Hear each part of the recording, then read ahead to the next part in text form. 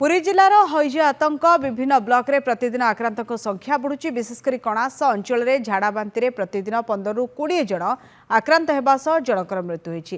कणास block रे परिस्थिति उपरे तीक्ष्ण नजर रखा पुरी जिलापाल। ओभर टैंक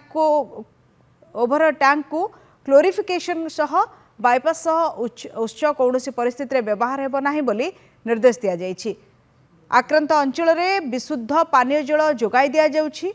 हईजा स्थिति एवं नियंत्रण रही।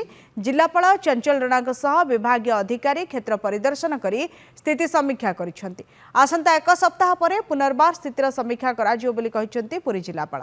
दया नदी जल प्रदूषित होईछि। एते बड़ नदी को एक समय विशोधन करने संभवपर नुहे। नदीर जो जो उत्सरू पानी व्यवहार होउछि ता उपरे मध्य नजर रखा जायछि। सेपरि अनेक व्यक्ति बाहर मलत्याग करुथिबा सूचना मिलिछि। एभଳି न करिबा पई जिला प्रशासन और स्वास्थ्य विभाग पक्षरु परामर्श दिया जायतिबा कहिसेंति जिलापाल।